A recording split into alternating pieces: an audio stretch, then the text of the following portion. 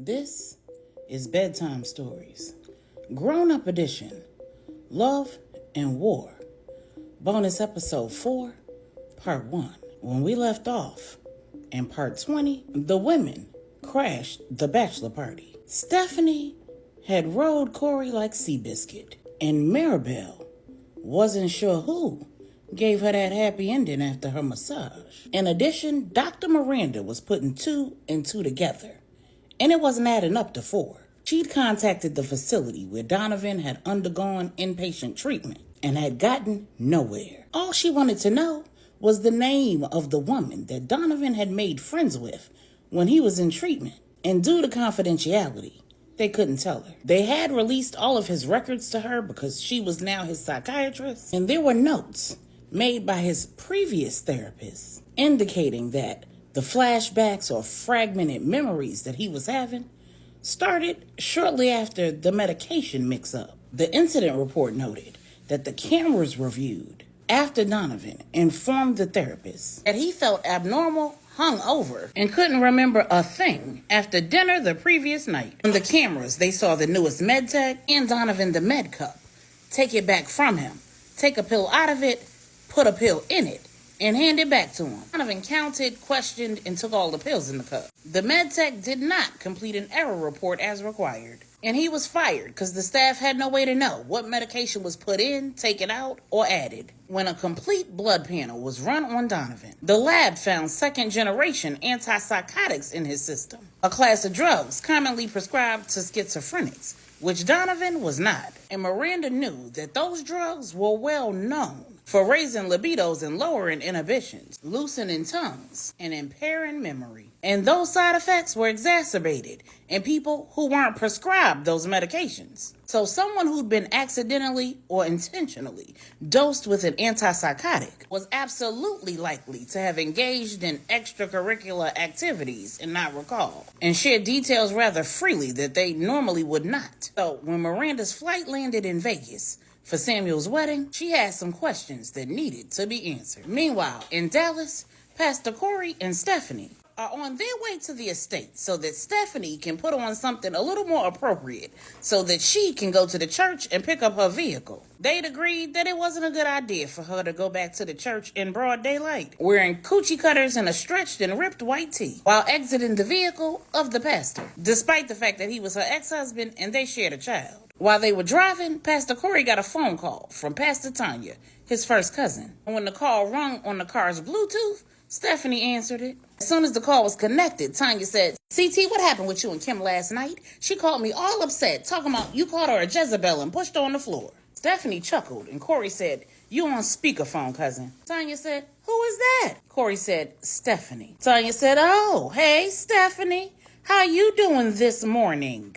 Stephanie said, "Girl, I feel like $1,000,000. The sun is shining." And Corey said, all right. Both ladies laughed, and Tanya said, "In the words of Mr. from The Color Purple, it's so good to see you two back together again." Then Corey and Stephanie looked at each other and burst out laughing. Tanya said, "Well, call me back later."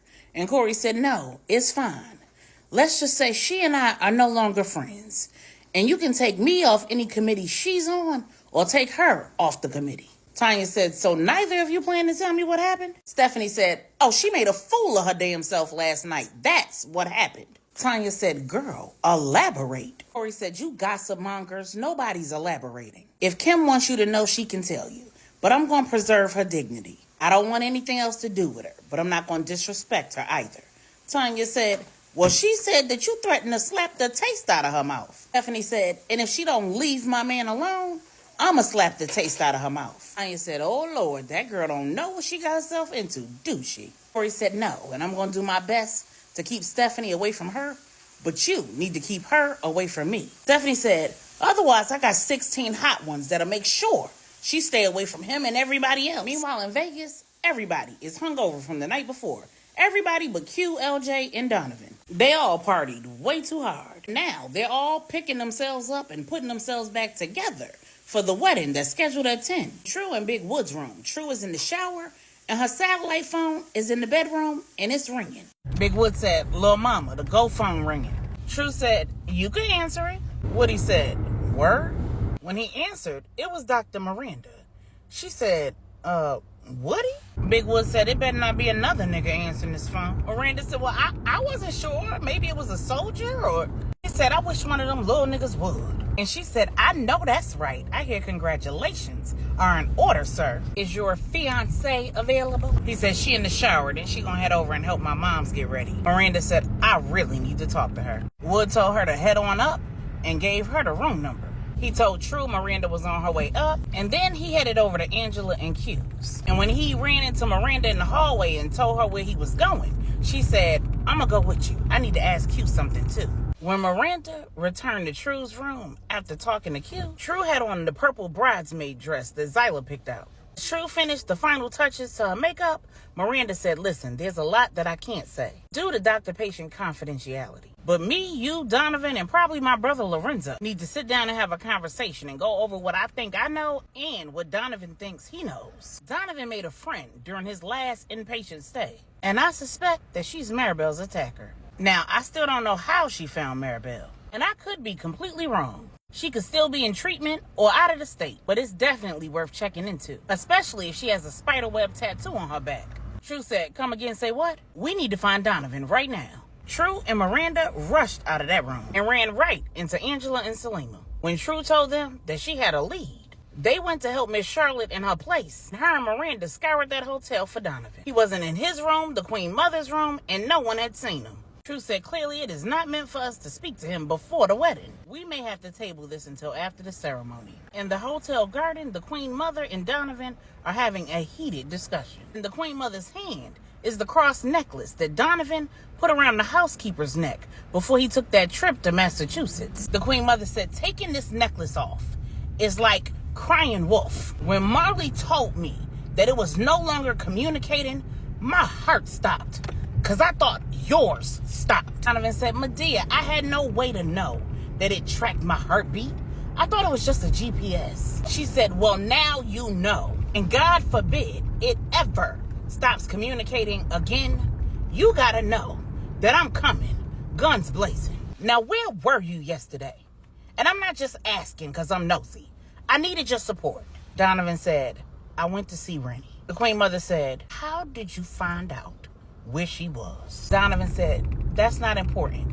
What's important is that she and I had a conversation and we came to an understanding. I love her.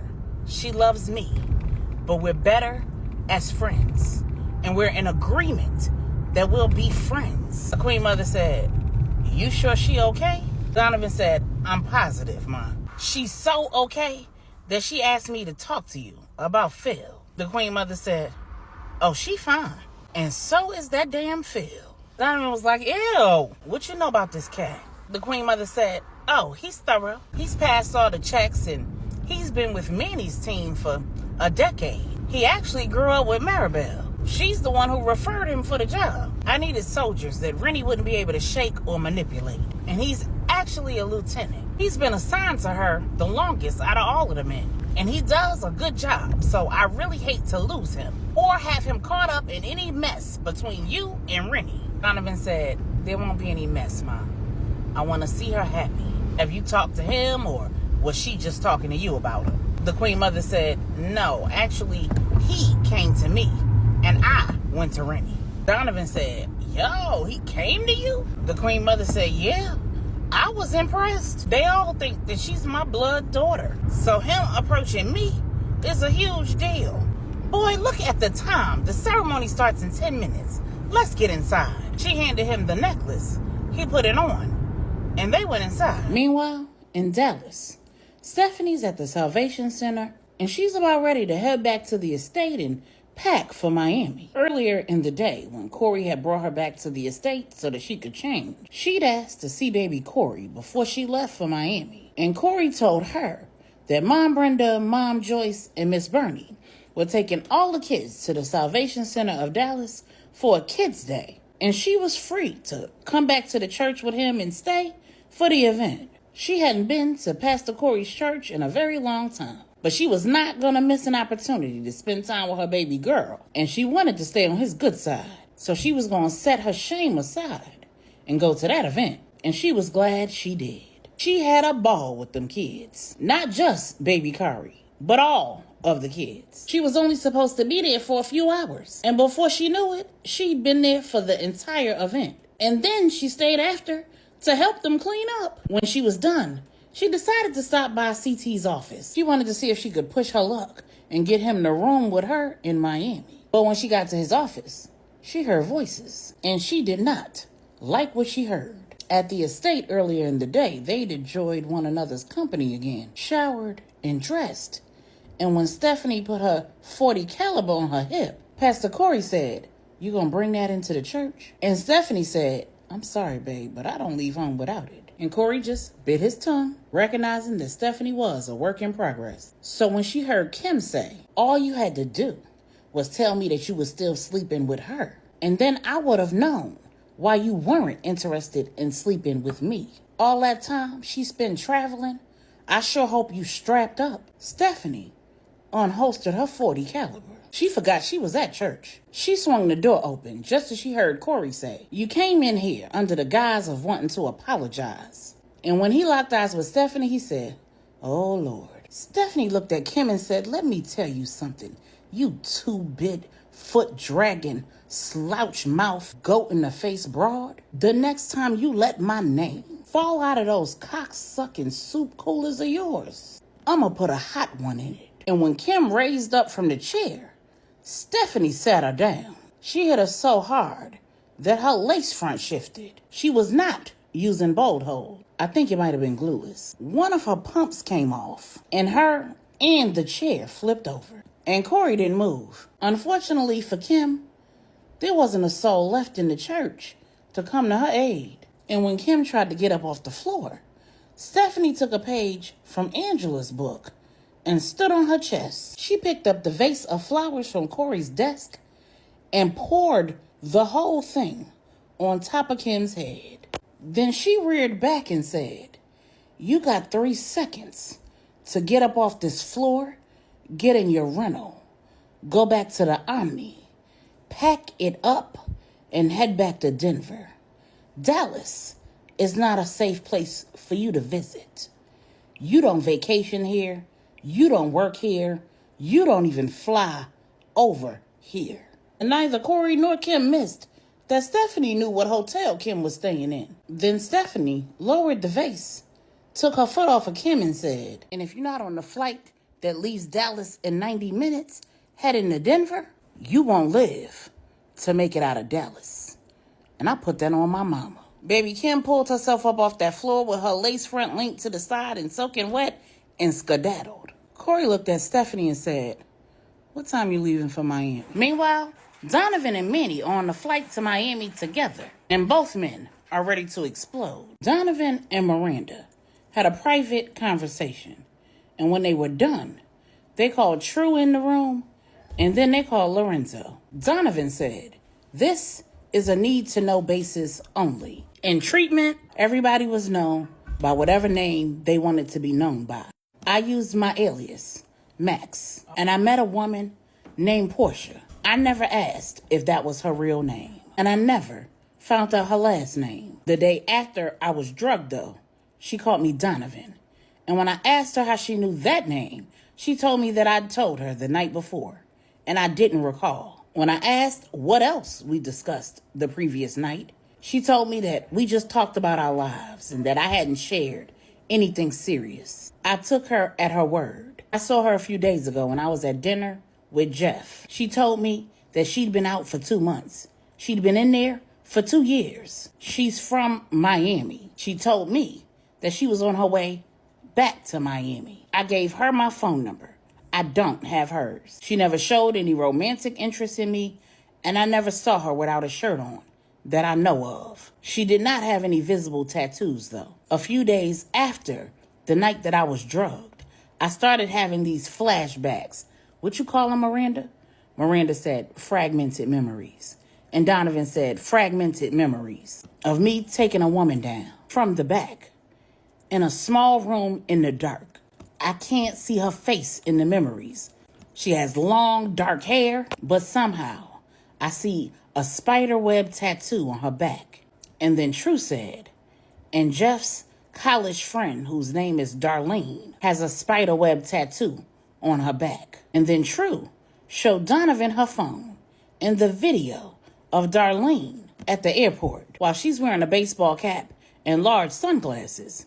Donovan is sure that that's Portia. Donovan said at the restaurant, neither Portia nor Jeff seemed to know one another. When True asked who chose the meetup location, Donovan said that he did. And True said, Jeff told her where y'all were meeting. Did she try to find out any information about you or connect with you in any kind of way? Donovan said, I told her that I'd be in Miami tomorrow. And I told her to hit me up if she had a hard time with her family. Donovan said, I have a hard time believing that Jeff put her up to attacking Maribel. So there's got to be something else to this.